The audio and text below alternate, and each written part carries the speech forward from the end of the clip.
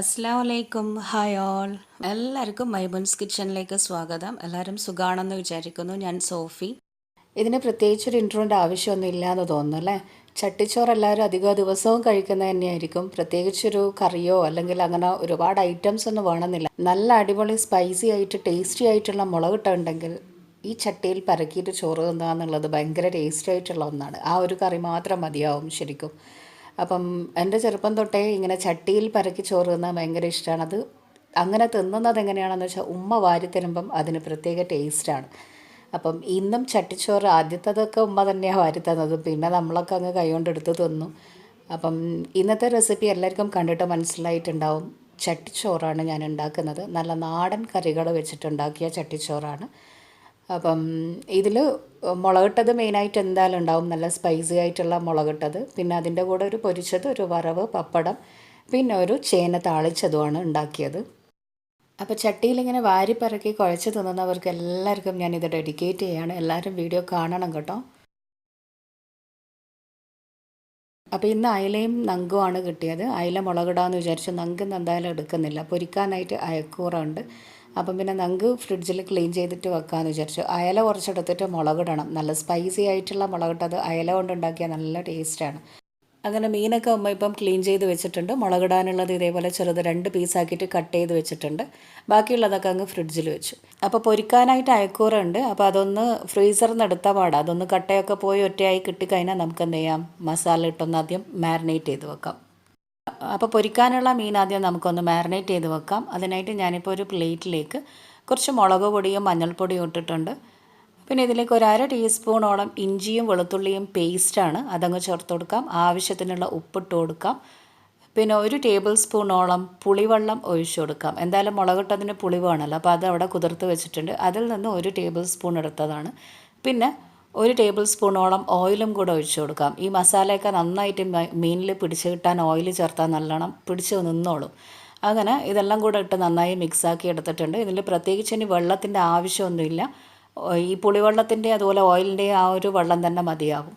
എന്നിട്ട് ഇതിലേക്ക് നമുക്ക് എന്ത് ചെയ്യാം, ഈ മിക്സാക്കി വെച്ച മസാലയിലേക്ക് നമുക്ക് മീനിട്ട് കൊടുത്തിട്ട് നന്നായിട്ട് കൈകൊണ്ട് തന്നെ മീനിലേക്ക് എല്ലാ മസാലയും പുരട്ടി വെച്ച് കൊടുക്കാം. അപ്പം മീൻ പൊരിക്കുമ്പോൾ എപ്പോഴും ഞാൻ ഈ ഇഞ്ചി വെളുത്തുള്ളി ഒന്നും ഇടാറില്ല. ഇന്ന് ഞാനൊന്ന് ഇട്ട് നോക്കിയതാണ്. ടേസ്റ്റ് കുഴപ്പമില്ല കേട്ടോ, നന്നായിട്ട് പൊരിച്ച് വന്നാൽ നല്ല ടേസ്റ്റാണ്. ഉണ്ടാക്കാത്തവർ അതിങ്ങനെ വെച്ചിട്ടൊന്ന് ഉണ്ടാക്കി നോക്കുക കേട്ടോ. അപ്പം ഞാനിപ്പോൾ മുളകൊക്കെ പെരക്കിയിട്ട് മീൻ അവിടെ വെച്ചിട്ടുണ്ട്. ഇനി ഇതവിടെ നിൽക്കട്ടെ, ലാസ്റ്റ് നമുക്ക് പൊരിച്ചെടുക്കാം. അതുവരെ മസാലയൊക്കെ മീനിലങ്ങ് പിടിച്ച് വന്നോളും. അപ്പോൾ ഇനി അടുത്തതായിട്ട് ഉണ്ടാക്കുന്നത് ഈ ചോറിന് ഒഴിച്ച് കറിയായിട്ട് എന്തെങ്കിലും വേണമല്ലോ. അപ്പോൾ അതിനായിട്ട് ഞാനിപ്പം ചേന താളിച്ചതാണ് ഉണ്ടാക്കുന്നത്. നമ്മൾ ഈ പച്ചക്കറികളൊക്കെ തേങ്ങ അരച്ച് വെക്കുന്നേരം പറയുന്നത് താളിച്ചത് എന്നാണ് പറയുക. അപ്പോൾ നിങ്ങളൊക്കെ എന്താ പറയുക എന്നുള്ളതൊന്ന് കമൻറ്റ് ചെയ്യുക കേട്ടോ, അതുതന്നെയാണോ എന്നുള്ളത്. അപ്പോൾ ഒരു പാത്രത്തിലേക്ക് ഞാനിപ്പം വെള്ളം ഒഴിച്ചിട്ട് അതിലേക്ക് കട്ട് ചെയ്ത് വെച്ചിട്ടുള്ള ചേന ഇട്ട് കൊടുത്തിട്ടുണ്ട്. ചേന നന്നായിട്ട് ആദ്യം ഒന്ന് കഴുകി എടുത്തിട്ട് വേണം കട്ട് ചെയ്യാൻ. അപ്പോൾ ചേന ഞാനിപ്പം ഒരു മീഡിയം സൈസിലാണ് കട്ട് ചെയ്തെടുത്തത്. നമുക്ക് കറിയിൽ നിന്ന് എടുത്ത് കഴിക്കുമ്പോൾ ഒരു ചെറിയ കഷ്ണം കിട്ടാൻ എന്തായാലും ഒരു മീഡിയം വലിപ്പം വേണമല്ലോ. അപ്പോൾ അത്രയും വലിപ്പത്തിൽ തന്നെ കട്ട് ചെയ്തെടുത്താൽ മതി. ഇനി ഇതിലേക്ക് എരിവിന് വേണ്ടിയിട്ട് പച്ചമുളക് ചേർത്ത് കൊടുക്കാം. ഞാനിപ്പോൾ ഒരു 3 പച്ചമുളക് നീളത്തിൽ അരിഞ്ഞിട്ട് ഇട്ട് കൊടുത്തിട്ടുണ്ട്. ഒരു 1/2 ടീസ്പൂൺ മഞ്ഞൾപ്പൊടിയും ആവശ്യത്തിനുള്ള ഉപ്പും പിന്നെ ഒരു 2 കറിവേപ്പിലയും കൂടെ ഇട്ടിട്ട് നന്നായിട്ട് ഇതൊന്നങ്ങ് മിക്സാക്കി തിളപ്പിച്ച് വേവിച്ചെടുക്കണം. അപ്പോൾ ഇതിലിനി വെള്ളമൊന്നും വേണമെന്നില്ല, കാരണം നമ്മളിനി തേങ്ങ അരച്ച് ചേർക്കുമ്പോൾ അതിലുള്ള വെള്ളം മതിയാവും. ഇനി ഇതിവിടെ നിന്ന് നന്നായിട്ട് തിളച്ച് വെന്ത് വരട്ടെ, അതുവരെ നമുക്ക് വേറെ പണിയിലേക്ക് പോകാം. അപ്പം ചോറിപ്പം ഇവിടെ ഞാൻ അരി ഇട്ടിട്ടുണ്ട്, നന്നായിട്ട് തിളച്ച് വരുന്നുണ്ട്. അപ്പോൾ ചേന അവിടെ നിന്ന് വെന്ത് വരുന്ന സമയത്തേക്ക് നമുക്ക് തേങ്ങ അരച്ചെടുക്കാം. അതിനായിട്ട് ഞാനിപ്പം 1 കപ്പ് തേങ്ങ എടുത്തിട്ടുണ്ട്. ചിരവിയ തേങ്ങ മിക്സി ജാറിലേക്ക് അങ്ങോട്ട് കൊടുക്കാം. ചെറിയ ജാറിലാണ് ഞാനിപ്പോൾ ഇട്ടത്. ഇനി ഇതിലേക്ക് ഒരു 1/4 ടീസ്പൂൺ മഞ്ഞൾപ്പൊടി ചേർത്ത് കൊടുക്കാം. പിന്നെ അരക്കുന്ന കൂട്ടത്തിൽ അരച്ചെടുക്കേണ്ട ഒന്നാണിത്.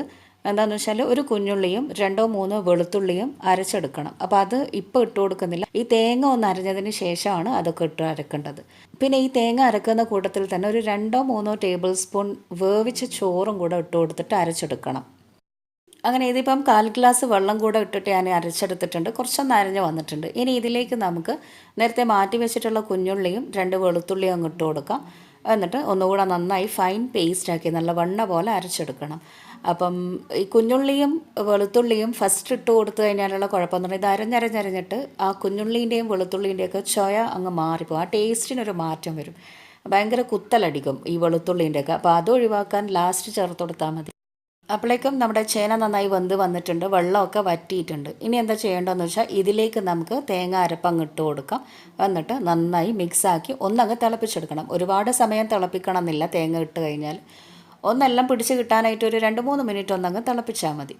അങ്ങനെ ഞാനിപ്പം അരപ്പങ്ങ് ഇട്ട് കൊടുത്തിട്ടുണ്ട്. ഇനി ഇതിലേക്ക് മിക്സി കഴുകിയിട്ട് ഒരു 1-1.5 ഗ്ലാസ്സോളം വെള്ളം ഒഴിച്ച് കൊടുക്കാം. എന്നിട്ട് നന്നായി ഒന്നങ്ങ് മിക്സാക്കി തിളപ്പിച്ചെടുക്കണം. ഈ തേങ്ങ അരക്കുമ്പം കുറച്ച് ചോറിട്ടിട്ട് അരച്ചെടുക്കുന്നത് എന്തിനാണെന്ന് വെച്ചാൽ ആ ഒരു കറിക്ക് നല്ലൊരു മൊയ്പ്പ്, നല്ലൊരു തിക്നെസ് കിട്ടാൻ വേണ്ടിയിട്ടാണ്. അപ്പം നമ്മളിപ്പം തേങ്ങ മാത്രം അരച്ചിട്ട് ഇങ്ങനെ കറിയിലേക്ക് ഒഴിച്ചു കൊടുക്കുമ്പോൾ അത് ചൂടാക്കുന്ന സമയത്തൊന്ന് പിരിഞ്ഞ പോലെ ആയിപ്പോവും. അപ്പോൾ അത് ഒഴിവാക്കാൻ വേണ്ടിയിട്ടാണ് തേങ്ങയിലേക്ക് കുറച്ച് ചോറിട്ടിട്ട് അരച്ചെടുക്കുന്നത്. അപ്പോൾ ചേനക്കറിയിലേക്ക് ഞാനിപ്പം കടുക് ഒഴിച്ചിടുകയാണ്. അപ്പോൾ അതിനായിട്ട് ഒരു പാത്രത്തിലേക്ക് കുറച്ച് ഓയിൽ അല്ലെങ്കിൽ വെളിച്ചെണ്ണ ഒഴിച്ചു കൊടുക്കാം. എന്നിട്ട് ചൂടായി വരുമ്പം കടുകിട്ട് പൊട്ടിക്കാം. കടുക് നന്നായി പൊട്ടി വന്നാൽ വറ്റൽമുളകും കറിവേപ്പിലയും ഇട്ടിട്ട് നന്നായി മൂപ്പിച്ചെടുക്കാം. ഇനി ഇതിലേക്ക് നമുക്ക് ചേനയും തേങ്ങ അരച്ചതും കൂടെ ഉള്ളത് അങ്ങിട്ട് കൊടുക്കാം.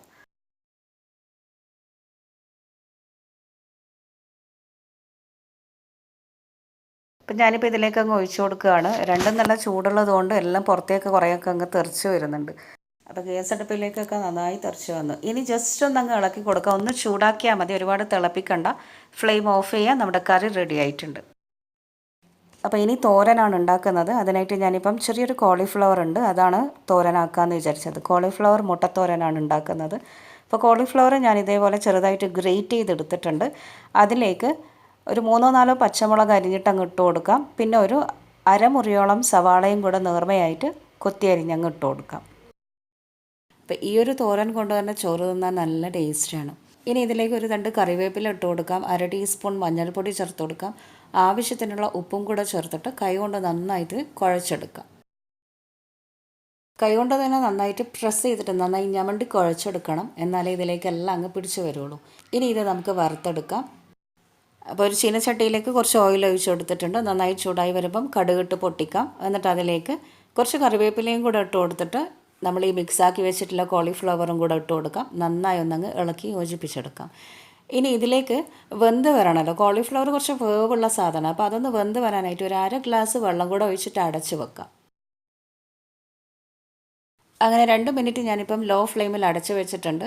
മൂടി തുറന്നിട്ട് നമുക്കൊന്നുകൂടെ നന്നായി ഇളക്കി കൊടുക്കാം. കുറച്ച് വെള്ളമൊക്കെ ഉണ്ട്, അതൊക്കെ ഒന്ന് വറ്റി വരണം.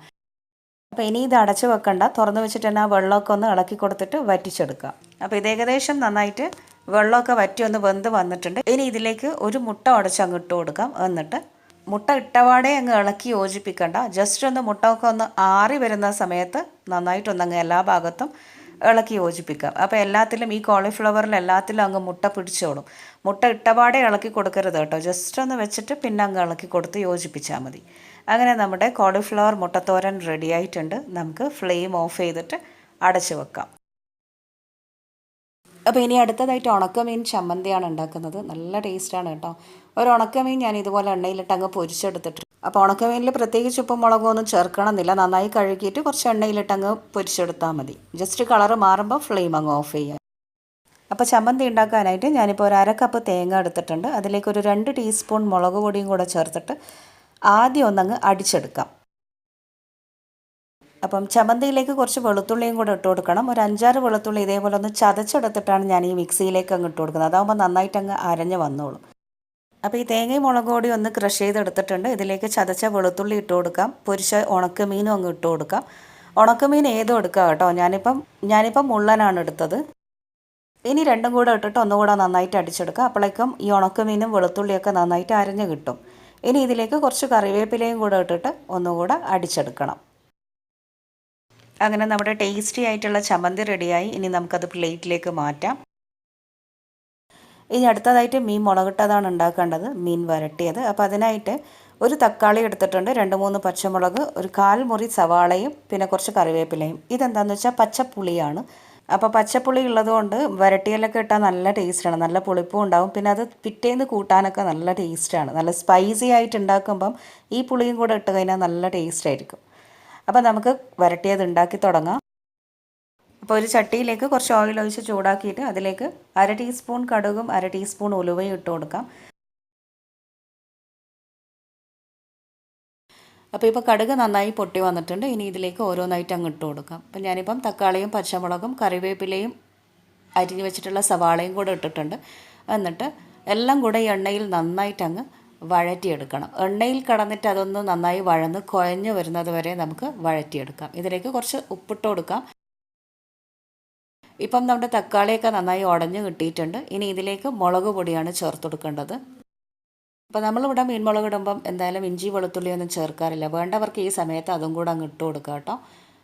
ഇനി ഇതിലേക്ക് പൊടികൾ ചേർത്ത് കൊടുക്കാം. ഒരു 1/2 ടീസ്പൂൺ മഞ്ഞൾപ്പൊടി, ഒരു 1.5-2 ടേബിൾ സ്പൂണോളം മുളക് പൊടി ചേർത്ത് കൊടുക്കാം.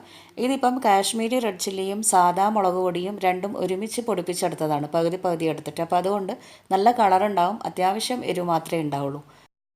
പിന്നെ ഇതിലേക്ക് ഒരു 1/2 ടീസ്പൂൺ മല്ലിപ്പൊടിയും ചേർത്ത് കൊടുക്കാം. അയലയൊക്കെ മുളകിടുമ്പോൾ മല്ലിപ്പൊടി ചേർത്താൽ നല്ല ടേസ്റ്റാണ്. എന്നിട്ട് എല്ലാം കൂടെ ആ എണ്ണയിൽ ഒന്നങ്ങ് നന്നായിട്ട് വഴറ്റിയെടുക്കാം. ഈ പൊടികളുടെയൊക്കെ ആ പച്ചമണം മാറി വരുന്നത് വരെ നന്നായിട്ട് എണ്ണയിൽ അങ്ങ് വഴറ്റിയെടുക്കാം. എന്നിട്ട് ഇതിലേക്ക് നമുക്ക് പുളിവെള്ളം ഒഴിച്ചു കൊടുക്കാം. പുളിവെള്ളം ഒരു 2 ടേബിൾ സ്പൂണോളം നല്ല തിക്ക് പുളിവെള്ളമാണ്, നല്ല കട്ടിയായിട്ടുള്ള പുളിവെള്ളമാണ്. ഒരു നാരങ്ങ വലിപ്പത്തിലുള്ള പുളി ഒരു 1/2 ഗ്ലാസ് വെള്ളത്തിൽ നന്നായിട്ട് പിഴിഞ്ഞെടുത്തതാണ്. അത് ഇതിലേക്ക് ഒഴിച്ചു കൊടുക്കാം. എന്നിട്ട് പിന്നെയും ഒരു 1/2 ഗ്ലാസ് കൂടെ വെള്ളം ഒഴിച്ചിട്ട് ഇത് നന്നായിട്ടൊന്നങ്ങ് തിളപ്പിച്ചെടുക്കണം. പിന്നെ ഇത് ഈ ചട്ടിച്ചോറിന് വേണ്ടിയിട്ട് ഉണ്ടാക്കുന്ന കറിയാണ്. അപ്പോൾ അത് ഒരുപാട് അങ്ങ് ലൂസായിട്ടല്ല, നല്ല കട്ടിയായിട്ട് നല്ല കുറുകിയിട്ടുള്ള കറിയാണ് ഇതിൽ ഞാൻ ഉണ്ടാക്കുന്നത്. അപ്പോൾ അതുകൊണ്ട് നല്ല കുറുകിയിട്ട് കിട്ടേണ്ടത് കൊണ്ട് തന്നെ ഒരുപാട് വെള്ളമൊന്നും ഞാൻ ഇതിൽ ചേർത്തിട്ടില്ല. പിന്നെ നമ്മൾ നേരത്തെ എടുത്ത് വെച്ചിട്ടുള്ള ആ പച്ചപ്പുളി അങ്ങ് ചേർത്ത് കൊടുക്കാം. ഒന്ന് തിളച്ച് വരുമ്പം മീനും കൂടെ ചേർത്തിട്ട് നന്നായിട്ടൊന്നങ്ങ് ഇളക്കി യോജിപ്പിച്ച് വേവിച്ചെടുക്കണം. ഈ മീൻ ഇനി ഇതിൽ കിടന്നിട്ടൊന്നങ്ങ് വെന്ത് വരണം.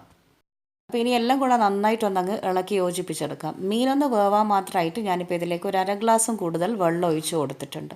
ഇനി എല്ലാം കൂടെ നന്നായി ഒന്നങ്ങ് ഇളക്കി കൊടുത്തിട്ട് 5 മിനിറ്റ് ഹൈ ഫ്ലെയിമിലും 5 മിനിറ്റ് മുതൽ 10 മിനിറ്റ് വരെ ലോ ഫ്ലെയിമിലും അടച്ച് വെച്ച് വേവിച്ചെടുക്കാം. അപ്പം മീൻ മുളകിട്ടത് അവിടെ നിന്ന് വേവുന്ന സമയത്തേക്കും മീൻ പൊരിച്ചത് റെഡിയാക്കാം. അതിനായിട്ട് ഞാനിപ്പോൾ ഒരു നോൺ സ്റ്റിക്കിൻ്റെ പാൻ എടുത്തിട്ടുണ്ട്. അതിലേക്ക് കുറച്ച് ഓയിൽ ഒഴിച്ച് കൊടുക്കാം. കുറച്ച് കറിവേപ്പില ഇട്ട് കൊടുക്കാം. നന്നായി മൂത്ത് വരുമ്പം മാരിനേറ്റ് ചെയ്ത് വെച്ചിട്ടുള്ള മീനും അങ്ങ് ഇട്ട് കൊടുക്കാം. ഓരോന്നും അങ്ങനെ അങ്ങ് നിരത്തി വെച്ച് കൊടുക്കാം.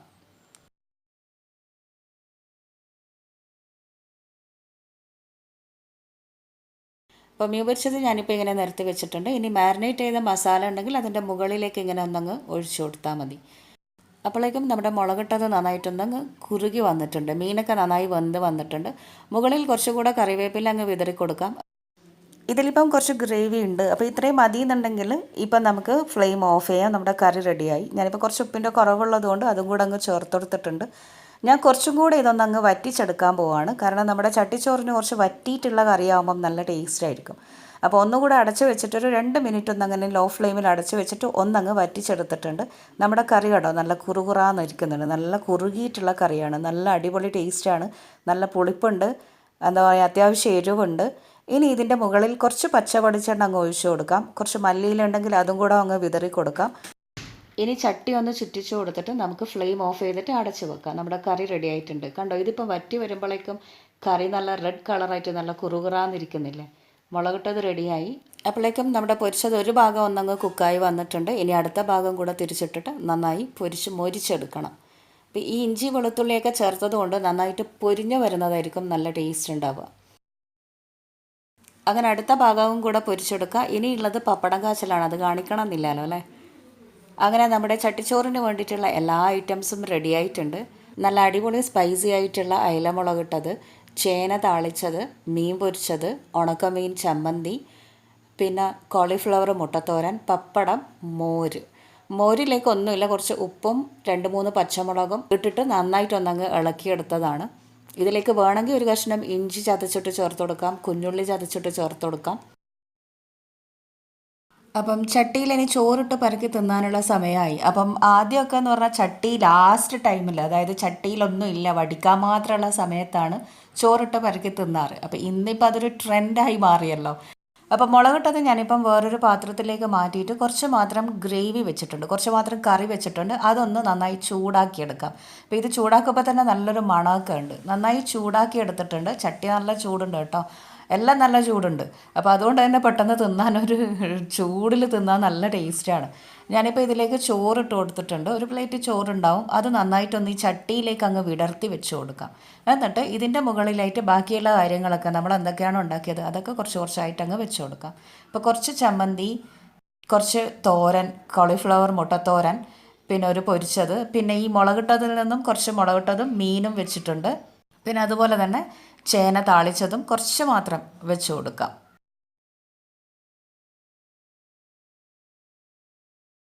പിന്നെ പപ്പടം വെച്ച് കൊടുക്കാം. പിന്നെ മോര് കുറച്ചൊന്നിങ്ങനെ 2-3 ടീസ്പൂൺ ഒന്നിങ്ങനെ മുകളിൽ അങ്ങ് ഒഴിച്ചു കൊടുക്കാം. എന്നിട്ട് ഈ ചട്ടിയിൽ അങ്ങ് പരക്കി തിന്നുമ്പോഴുള്ള ആ ടേസ്റ്റ് ഒന്നും പറയാനില്ല, അടിപൊളി ടേസ്റ്റാണ്. ഇനി നമുക്കിത് നന്നായിട്ടൊന്നങ്ങ് ചട്ടിയിലെല്ലാം കൂടെ ഒന്നങ്ങ് പരക്കിയിട്ട് ഒന്നങ്ങ് എന്താ പറയണ്ടേ, കുഴച്ചിട്ടൊന്ന് തിന്ന് നോക്കാം. അപ്പോൾ പണ്ടേ ഇങ്ങനെയുള്ളത് ഉമ്മാൻ്റെ പണിയാണ്, ചട്ടിയിലൊക്കെ പരക്കിയിട്ട് എല്ലാവർക്കും വാരി കൊടുക്കുക എന്നുള്ളത്. അതിനൊരു വേറെ തന്നെ ടേസ്റ്റാണ്. പ്രത്യേകിച്ച് കറികളൊന്നും വേണമെന്നില്ല, ഒരു മുളകിട്ടതോ ഇറച്ചിക്കറിയോ ഒക്കെ ഇങ്ങനെ ചൂടാക്കിയിട്ട് ചോറും മഗ്‌രിബിൻ്റെ സമയത്തൊക്കെ തിന്നാൻ തരും. കിടു ടേസ്റ്റാണത്.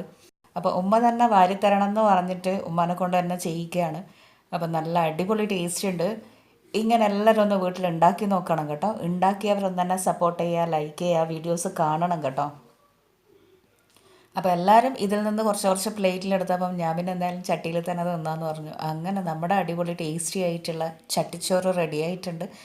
എല്ലാവർക്കും വീഡിയോ കണ്ടിട്ട് ഇഷ്ടമായി എന്ന് വിചാരിക്കുന്നു. ഇഷ്ടമായാൽ നിങ്ങൾ ലൈക്ക് ചെയ്യാൻ മറക്കരുത്. ഫാമിലീസിനും ഫ്രണ്ട്സിനും ഒക്കെ നിങ്ങളിത് ഷെയർ ചെയ്യാനും മറക്കരുത്. സബ്സ്ക്രൈബ് ചെയ്യാത്തവരാണെങ്കിൽ സബ്സ്ക്രൈബ് ചെയ്തിട്ട് വീഡിയോസ് കാണണേ. അതുപോലെ തന്നെ അതിൻ്റെ അടുത്തുള്ള ആ ബെല്ലൈക്കൺ കൂടെ പ്രസ് ചെയ്താൽ ഞാൻ എപ്പോൾ വീഡിയോ ഇട്ടാലും അപ്പോഴൊക്കെയും നിങ്ങൾക്ക് നോട്ടിഫിക്കേഷനും കിട്ടും. പിന്നെന്താ പറയുക, ഈ ചട്ടിച്ചോറിനെ കൊണ്ട് ഇനി ഒന്നും പറയാനില്ല, അത്രയും ടേസ്റ്റാണ്. പ്രത്യേകിച്ചും ആ ഒരു മുളകിട്ടത് നന്നായിട്ട് ചൂടാക്കിയിട്ട് അതിൽ നല്ല ചൂട് ചോറ് ഇട്ട് പരക്കി തിന്നുന്നത് കിടു ടേസ്റ്റാണ്, എല്ലാവർക്കും അറിയായിരിക്കും. എൻ്റെയൊക്കെ ചെറുപ്പത്തിലേ ഇത് തന്നെയാണ് പണി, ഉമ്മാനെ കൊണ്ട് വാരി തരിക്കുക. അപ്പം നല്ല അടിപൊളി ടേസ്റ്റിയാണ്. എല്ലാവരും ഇതിനി ഉണ്ടാക്കി നോക്കണം. ഉണ്ടാക്കാത്തവർ തീർച്ചയായിട്ടും ഉണ്ടാക്കി നോക്കണം. ഒന്നും വേണ്ട, ഒരു മുളകിട്ടതും കുറച്ച് നല്ല ചൂട് ചോറും ഉണ്ടെങ്കിൽ തന്നെ ചട്ടിച്ചോറ് തിന്നാൻ ടേസ്റ്റാണ്. അപ്പം പുതിയ റെസിപ്പിയുമായി നമുക്ക് ഇനിയും കാണാം. Till then take care and bye. Keep watching my mom's kitchen. Thank U.